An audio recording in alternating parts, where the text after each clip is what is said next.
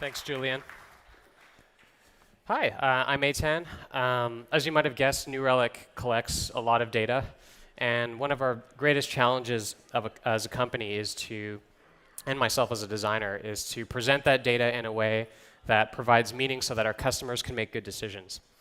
So I'm going to talk a little bit about data viz history and different types of charts. I'm going to get into some design principles, and finally I'm going to talk more about data mining. So the first question to ask yourself is, why use a data visualization? And the reason is because human beings are really good at seeing visual patterns. So this is some kind of socio-economic data overlaid on France.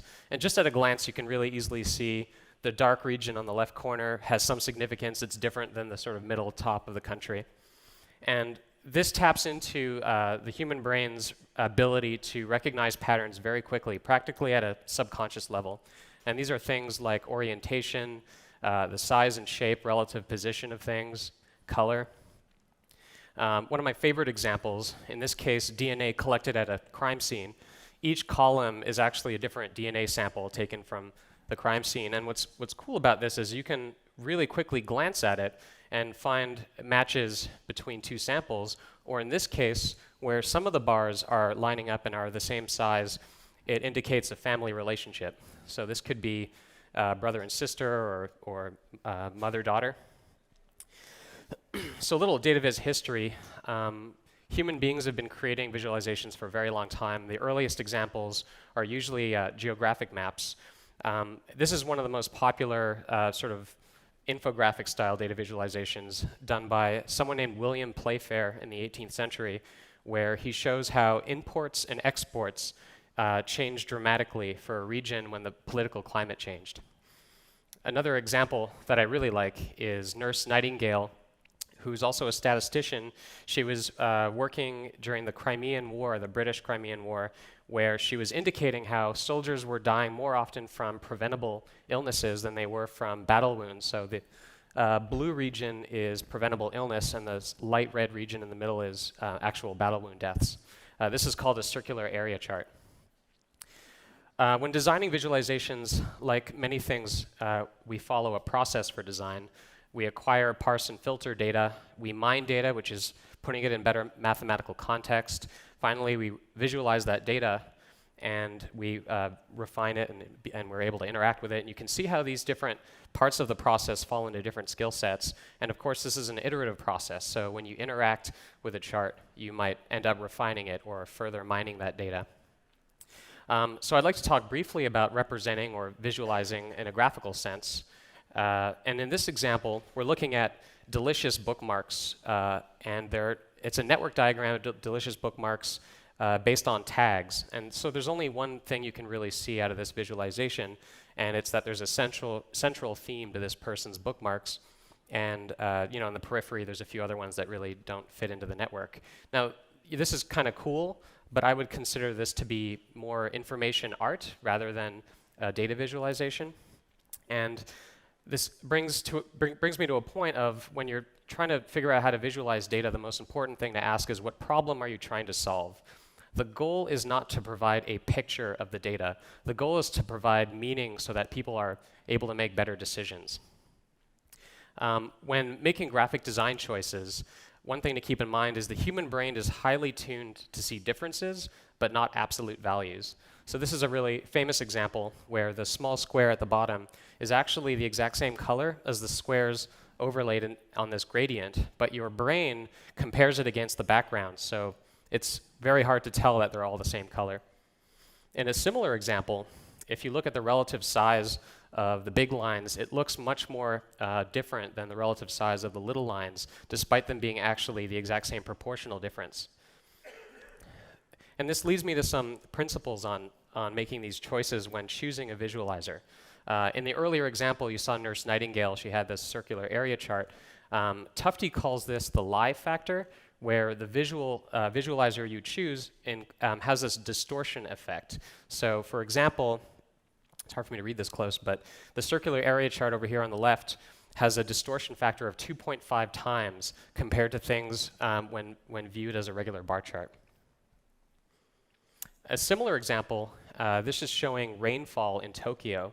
So at a glance, you might be surprised to find that in June and October, there is a huge difference in rainfall between that and, say, August and December. But in fact, this is because the y-axis wasn't scaled at 0. So when you look at it with a y-axis scaled at 0, it's a lot less exaggerated. We actually have a similar issue when we display a throughput chart on New Relic's overview screen for app monitoring. The throughput chart automatically scales its y-axis around sort of the variance within the time window. And unfortunately, this makes the chart look really interesting, but it has the effect of exaggerating kind of minute differences or fluctuations in throughput. Another important rule, a Tufte rule, is don't use ink that isn't data ink or unnecessary ink. So in this case, if you look at this train schedule in France, if you just fade out the grid lines, it's immediately more easy to see kind of the important information in this visualization. Finally, another rule I like to follow is try to avoid 3D charts. This is the kind of thing Excel sometimes poops out when you put in data. And the problem with 3D is often things are obscured by data, series data behind it. So you have to be able to rotate it to kind of see it from different angles.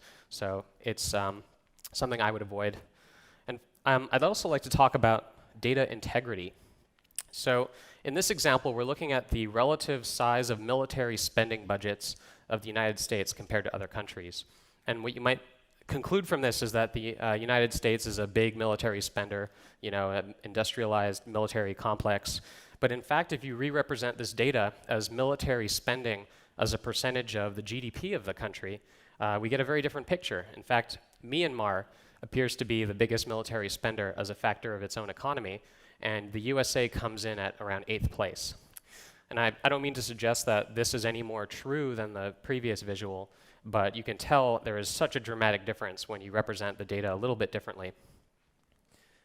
At New Relic, we have a lot of time series data.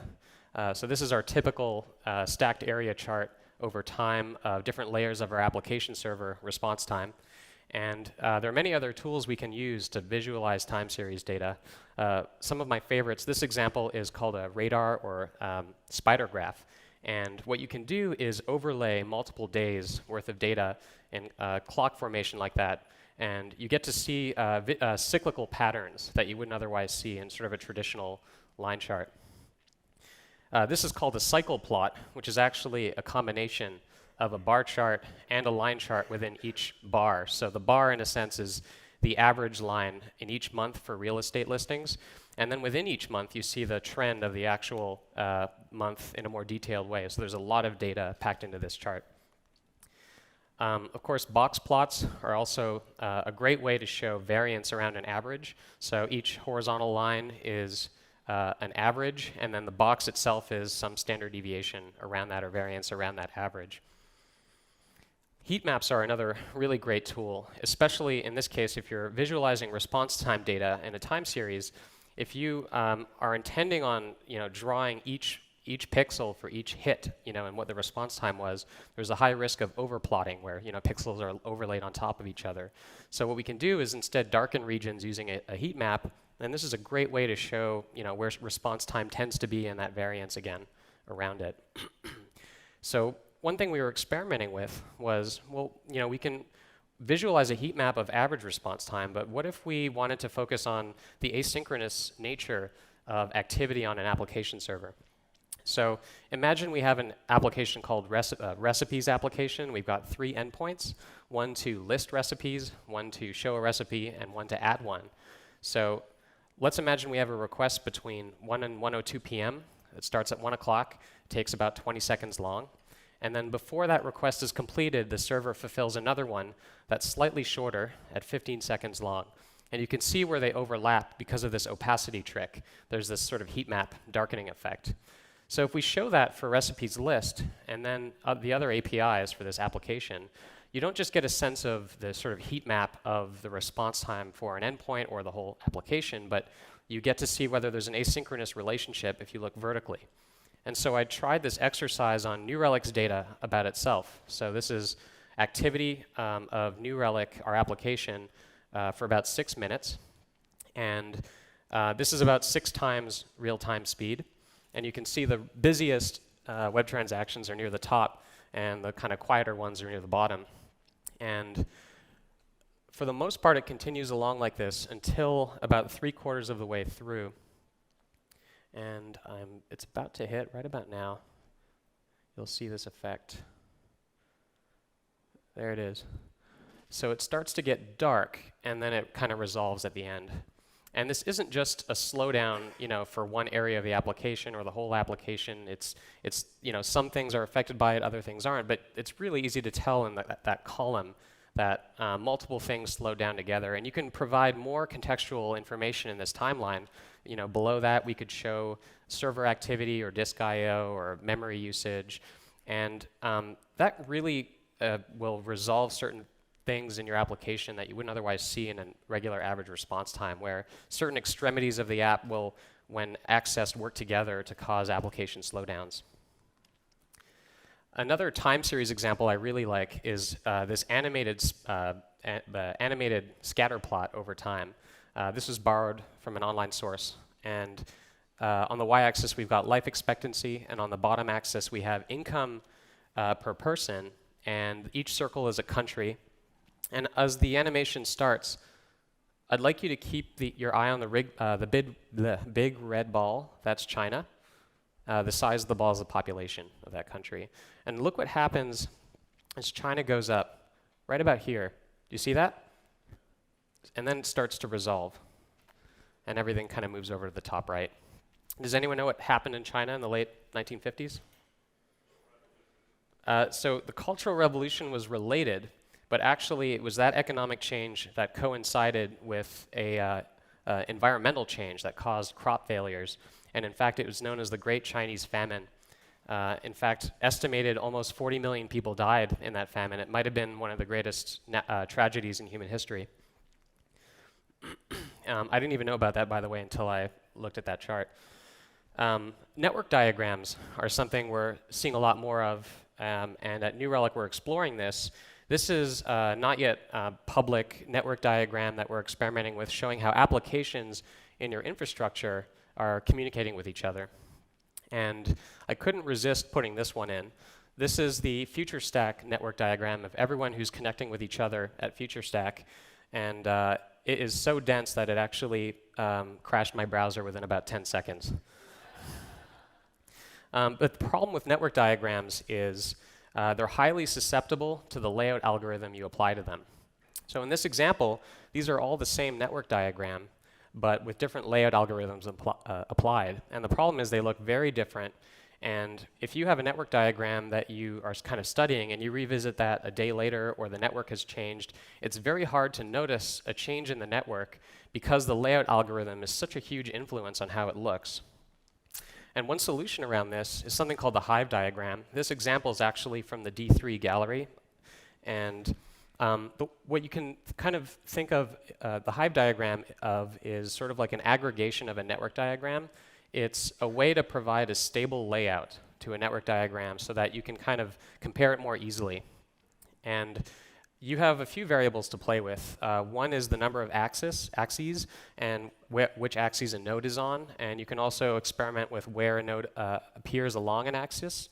So I want you to imagine, if this was application data, perhaps each axis could be which data center your application is on.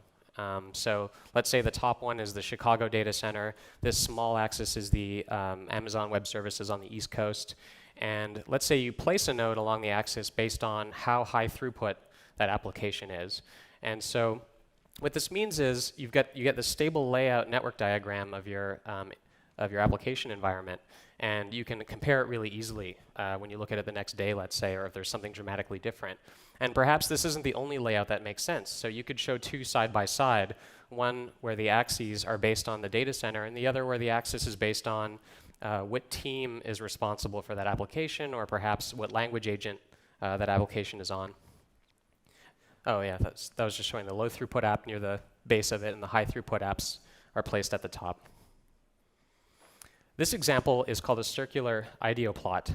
And if you look closely at the corner here, each of these numbers on the outside is one of the human genomes, chromosome, sorry. And within each chromosome, there are genes where the network line comes out of them, and so they connect with other genes, and this represents genes that co-express to cause some sort of disease. And this is also another kind of stable layout of a network diagram. Correlation and scatter plots are another thing that are fairly important. And in New Relic, under one of the report areas, we have this scatter plot that shows correlation between throughput, which is the x-axis on the bottom, and response time, which is the y-axis. And what you want to see is this kind of look where there's a flat response. So as the throughput goes up on your application, the response time is fairly stable. So what you don't want to see is a diagonal upwards trend where as throughput goes up, your application gets slower and slower. And this is cool, but there are many more variables in play than just response time and throughput. And so one of the challenges is how do we visualize multidimensional data sets or high variable data sets? And one example I really like is called a crosstab display, which is basically a collection of scatter plots. In this case, we're showing 4 variables: horsepower, weight, acceleration, and displacement for cars. And so the way you read this graph is if you look vertically at the column for weight and then horizontally at displacement, the intersect of those 2 variables is a scatter plot of those 2 variables. And you can see there's a strong correlation there. If I just back this up, if you look at weight and acceleration there in the middle, that's just much less clear correlation. It looks like kind of a random scatter plot. We can also take this same data and visualize it in this thing, which is called a parallel coordinate plot.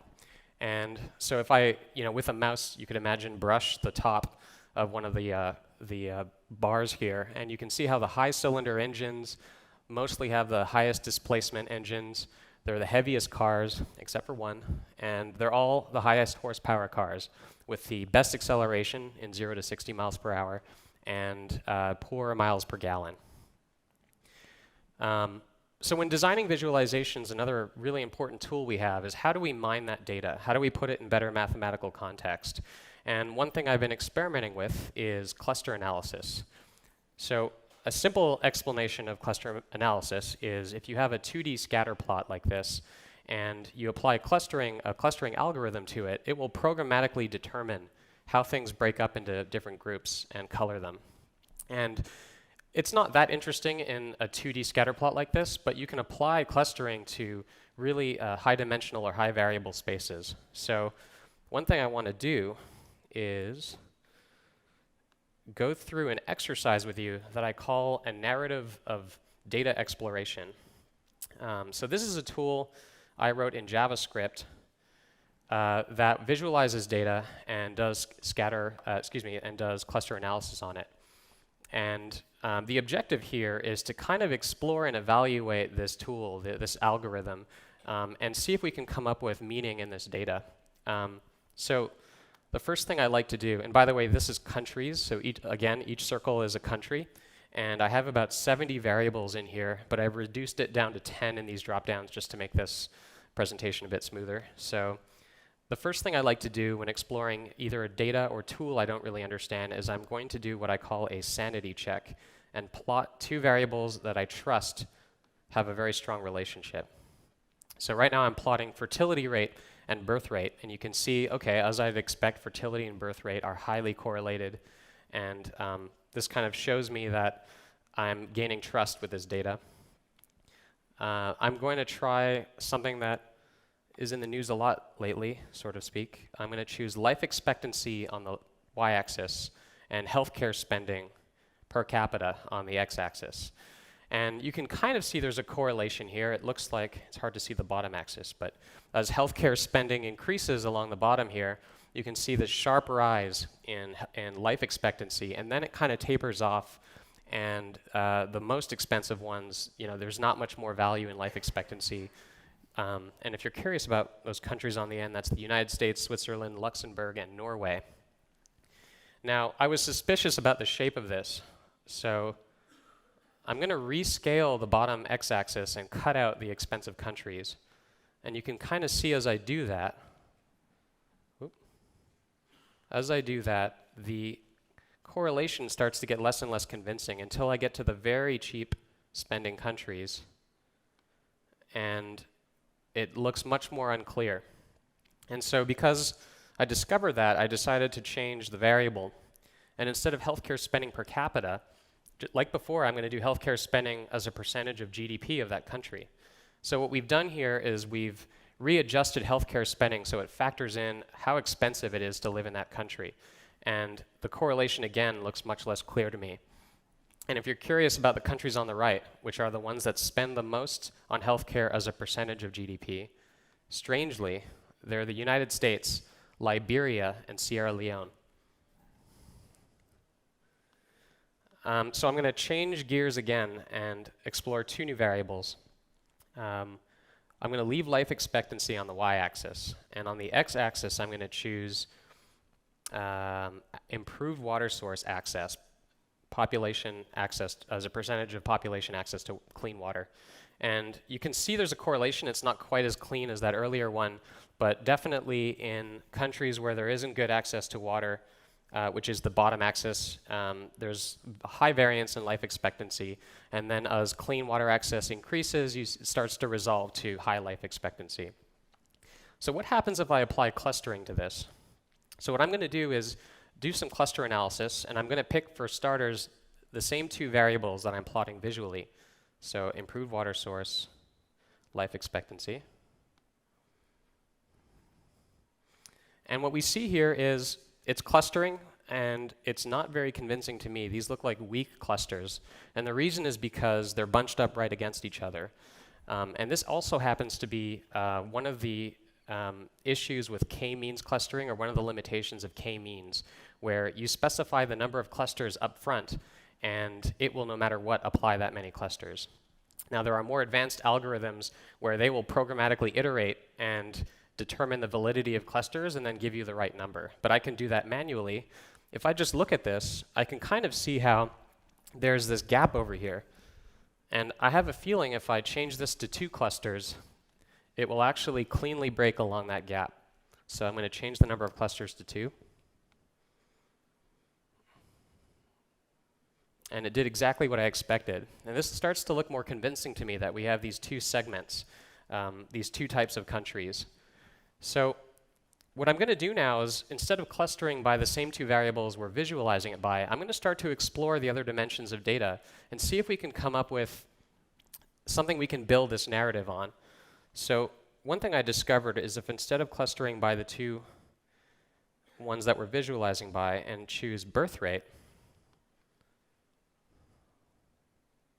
it's not perfect, but it almost clusters in the same way visually. That implies that the segmentations that we found in this XY plot apply also to birth rate somehow.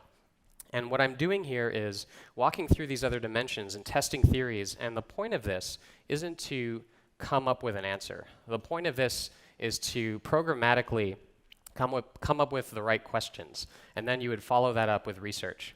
And so instead of birth rate, I found this other convincing way to cluster it by fertility rate, which we know is related. And look carefully. There. So it isn't perfect, but it actually cleaned it up a little bit more than birth rate. So we start to build this narrative in our heads. It seems like, okay, there are countries where there's poor access to water, poor life expectancy. Let's use our imaginations. Maybe in those countries there's a lot of rural populations, and since the access to water, the clean water isn't that good, there's a high infant death or child death rate. And so since we know fertility rate is births per woman, not just births in the community, perhaps people try to give birth to really big families because there's a high mortality rate and they need enough family members to help work the land, let's say. And so the next thing I tried is number of infant deaths. And unfortunately, it breaks down. So this story doesn't follow that. So what we get is this swamping effect, where the birth rate clusters kind of swamp the whole thing for one of them, and then the other one's also dispersed. That's the pink one. And there's a lot of missing data as well. The light blue is just countries that don't have that data. And so this is kind of telling me that maybe I'm kind of going down the wrong path.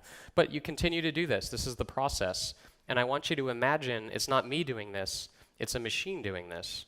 You don't have to manually do this. You could algorithmically walk through very high-dimensional data sets like this and figure out programmatically, is this a valid cluster, and start to build this story automatically around how these variables relate to each other. So I'm clustering by contraceptive prevalence, and although there's a lot of missing data, it still kind of follows that same pattern. I tried it again with school enrollment. You could imagine probably fits this, which it does, and so on.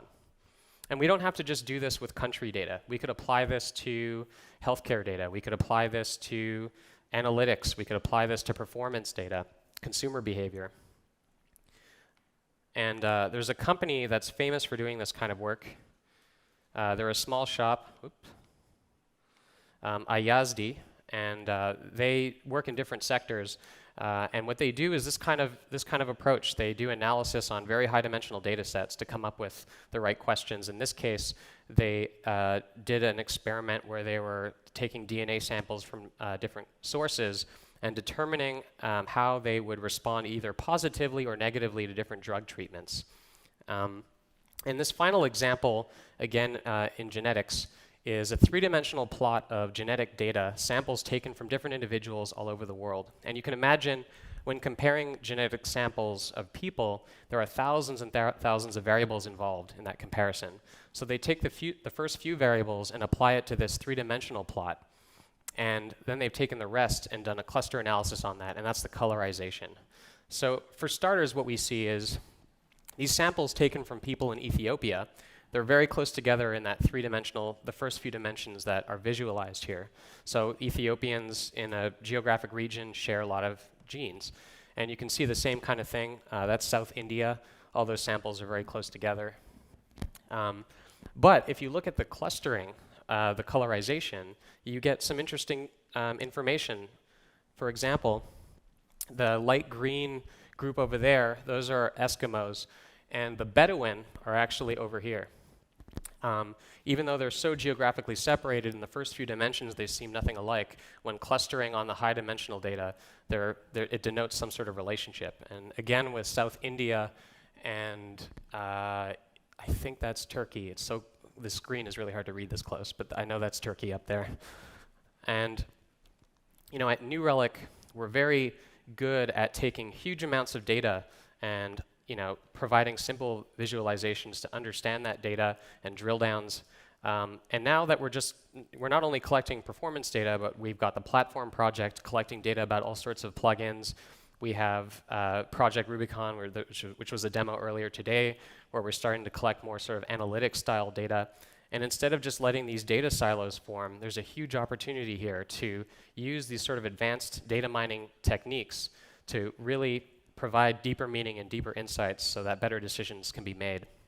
So that's the end of my presentation. And you're welcome to ask me some questions. Instead of me on the stage doing it, though, I'll just go outside and you guys can ask me around the coffee area, or I'll be at the party and you can ask me there. Thank you.